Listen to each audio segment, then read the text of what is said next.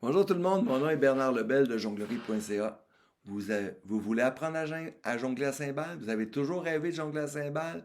Ben, moi j'ai conçu une méthode d'entraînement vraiment géniale. Je l'ai intitulée Aborder le cymbale en suivant le coach. C'est facile, c'est une vidéo de 22 minutes construite à la façon d'un workout. Tu as juste à suivre le coach qui fait 22 exercices. Tu suis le coach en même temps que lui. 22 exercices de 45 secondes avec une petite pause pour relaxer de 15 secondes en chaque exercice.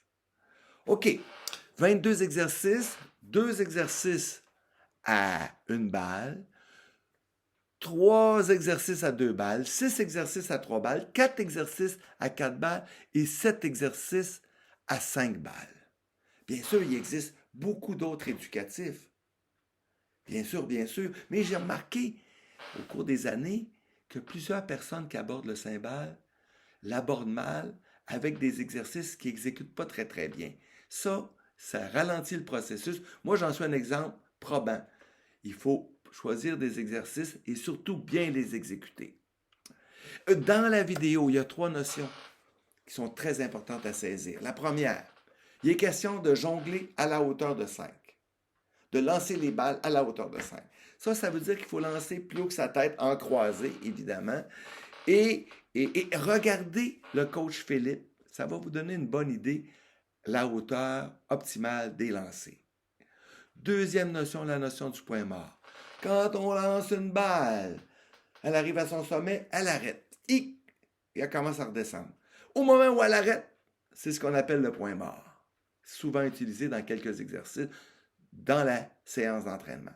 Troisième notion, peut-être la plus importante, une notion de séquence. On travaille en séquence. Une séquence de 4 lancers, par exemple, ça veut dire qu'on fait 4 lancers, non 5. Peut-être l'exercice suivant, c'est 7 lancers. 9 lancers. Donc, si c'est une séquence de 9 lancers, on fait 9 lancers. Il est important de respecter les séquences pour optimiser la progression. Bon, avant de faire votre premier entraînement, je vous suggère de regarder la vidéo d'un bout à l'autre. Pour bien comprendre les exercices.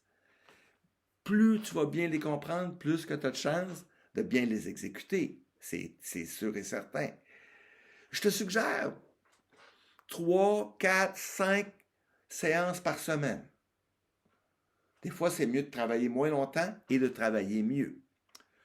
Mais avant de terminer, j'aimerais remercier mon ami Philippe Raymond, un super jongleur qui qui a fait la démonstration. C'est lui le coach. C'est lui que tu dois suivre. Regarde la hauteur de ses lancers.